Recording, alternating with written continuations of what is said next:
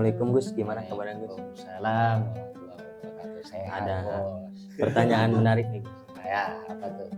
Apa pandangannya orang pacaran beda keyakinan? Kitanya yakin dia enggak. Oh gitu. Beda agama maksudnya Gus. Oh, beda agama ya. Ya, kalau kita bicara tentang pacaran beda agama nih, kita harus lihat dulu pacaran itu halal apa haram. Jadi kalau kita melihat pacaran itu apa sih gunanya? Pacaran itu apa sih definisinya? Kalau kita lihat dulu deh dari definisi nih, Bos. Pacaran sendiri aja artinya hubungan di luar nikah yang dilakukan antara kedua kekasih yang saling mencintai katanya, gitu ya. Nah, kalau melihat kayak begini, gunanya juga nggak jelas karena dia belum menikah, belum bisa menghasilkan anak, belum bisa saling menafkahi, ya karena hubungannya juga masih belum jelas. Jadi kalau kita melihat pacaran beda agama, pacarannya aja udah salah. Iya. Ya, apalagi beda agamanya. Ya, makanya nanti nggak akan ketemu tuh, nggak akan pernah ketemu yang namanya pacaran beda agama, Bos. Jadi gitu. Jadi nggak boleh itu yang kayak begitu tuh. Jadi gimana? Pak Bos mau pacaran beda agama? Jangan ya Bos. Nah, kalau nikah beda agama Gus, Oh, kalau nikah beda agama ini banyak pembahasannya di ulama ya. Pertama kita harus telisik dulu, menikah itu baik. Menikah itu adalah anjuran agama. Menikah itu adalah sunnahnya baginda Rasulullah SAW. Bahkan Rasul itu mention atau secara langsung mengatakan an-nikah sunnati. Bukan nikah itu santai. Ya, nikah itu sunnah.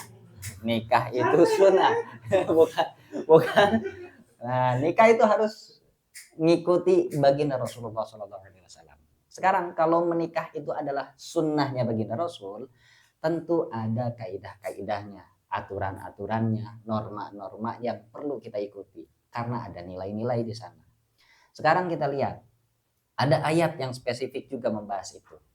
Wala tankihul musyrikati hatta yu'min wala amatun mu'minatun khairum min musyrikati walau a'jabatkum wala tunkihul musyrikina hatta yu'minu wala 'abdun khairum min musyrikin walau a'jabakum. Jadi ayat itu membahas janganlah kalian menikahi perempuan yang non muslim. Jangan sampai, tunggu dia sampai muslim dulu, muslimah dulu.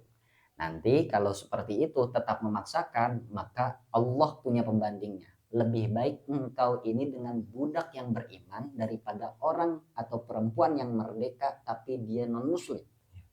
Nah, ada juga ayat yang seterusnya tadi, masih lanjutannya. Dan jangan pula para lelaki ini menikahkan perempuan kepada laki-laki yang non muslim. Lebih baik nikahkan perempuan anak-anakmu, saudari-saudarimu, itu siapapun yang punya kerabat dengan kita, nikahi dengan orang-orang yang lebih baik dia jadi budaknya tapi muslim, daripada kita menikahkan perempuan dengan seorang laki-laki yang non muslim. Nah, ini ada kaidahnya.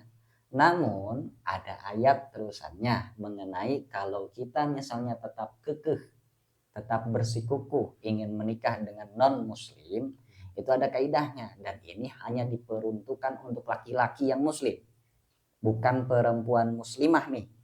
Jadi harus laki-laki yang muslim. Kalau mau menikah dengan yang non muslim, ini ada kaidah kebolehannya.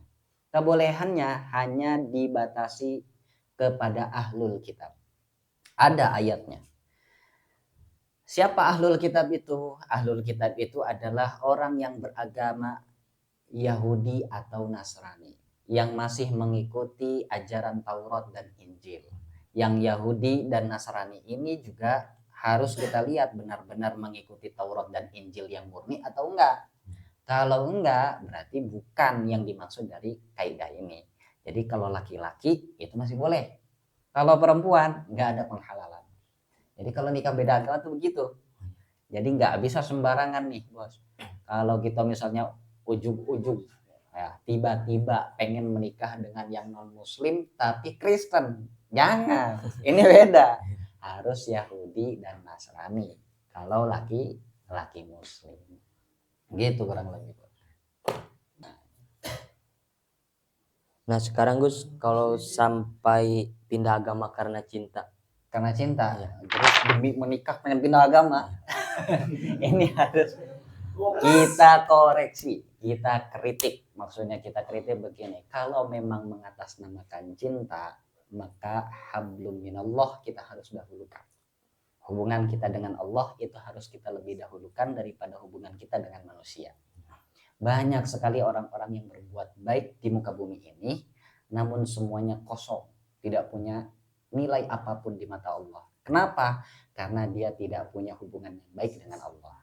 Oleh karenanya, jangan mengatasnamakan cinta yang murni. Jika memang taruhannya adalah harus keluar atau pindah keyakinan. Jadi kalau memang sebetul-betulnya cinta, itu harusnya mempertahankan keyakinannya, bos. Nggak bisa kita pindah-pindah.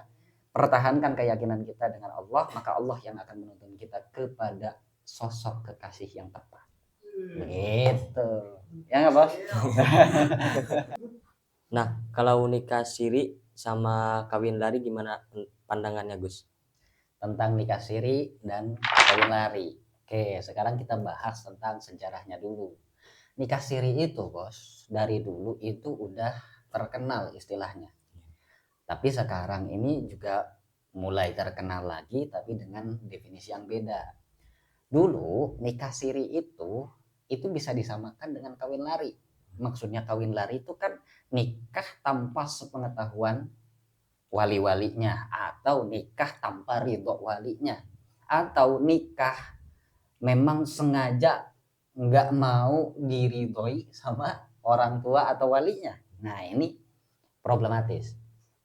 Bahkan nikah siri itu secara spesifik zaman dulu itu didefinisikan dengan arti begini. Nikah siri itu adalah nikah tanpa wali. Yang seperti ini maka dikomentari oleh hadis Rasul. La nikaha illa biwaliyin. Tidak ada pernikahan kecuali tanpa seorang wali. Artinya nikah itu wajib ada walinya.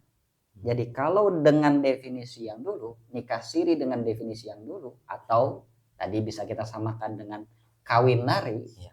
itu nggak boleh, nggak dianggap sah, nggak boleh. Bahkan madhab syafi'iyah kita ini, madhab kita yang kita pegang ini juga tidak mengabsahkan pernikahan tanpa wali, harus ada walinya.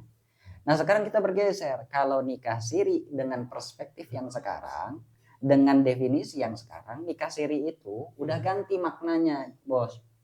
Apa tuh maknanya?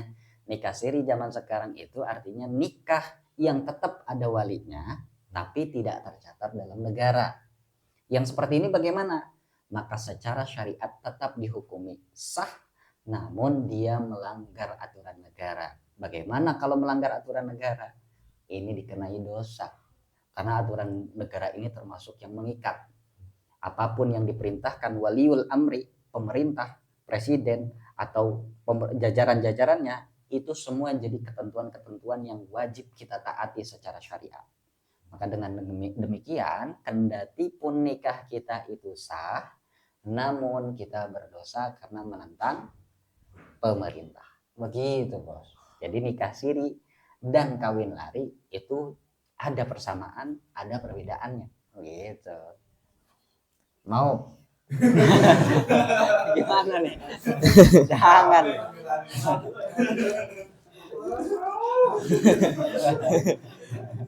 Tapi anaknya sama kali Gus. Apa? Anaknya Enaknya sama. Gus gimana Daun. Gus gimana pandangan di Islam terkait seseorang yang memberatkan dalam hal mahar atau seserahan? Tentang mahar nih. Ya. Kalau berkaitan dengan pernikahan ini memang erat sekali dengan kaidah mahar. Mahar itu yang perlu kita garis bawahi, hukumnya wajib. Wajib bagi siapa? Bagi seorang calon suami. Bukan bagi calon walinya, bukan keluarga suaminya, tapi calon suaminya. Pure. Ya. Ayatnya apa? Wa atun nisa al-saduqatihinna nihlah. Ya. Berilah sebuah mahar meskipun sedikit kepada perempuan, meskipun sedikit, ya, kepada perempuan yang engkau ingin nikahi. Jadi mahar itu hukumnya wajib bagi seorang suami, bos. Tapi kita juga perlu tahu apakah ada batasan minimal dan batasan maksimal untuk mahar ini. Maka ulama-ulama kita membahas melalui hadis-hadis Rasul, melalui perkataan-perkataan ulama sebelumnya, itu dilihat. Ternyata kalau mazhab kita sebetulnya berpegangan pada tidak adanya batasan minimal. Namun kalau kita sama-sama ngaji nih, bos. Ngajinya Fathul Qorib. Fathul Qorib itu bilang batas minimal paling tidak 10 dirham. Ya, 10 dirham itu batas minimalnya. Mahar itu yang harus dikeluarkan oleh seorang laki-laki kepada calon mempelai perempuan adalah 10 dirham. 10 dirham itu berapa sih? Kalau kita hitung-hitung, konversikan kira-kira 2 jutaan lah. 2 juta. Murah banget lah ya. Sedang segitu mah lumayan. Bisa dipakai sama kita. Nah, batas minimal ini yang harusnya kita pakai. Jangan sampai memberatkan. Kalau sampai memberatkan, maka kita sebetulnya sedang menyalahi aturan dari sabda Rasulullah SAW. Apa itu menyalahi aturannya? Rasul itu pernah bersabda, sepaling-paling berkahnya pernikahan adalah mahar yang paling ringan. Paling ringan itu artinya tidak merendahkan perempuan, tapi tidak memberatkan juga pihak laki-laki.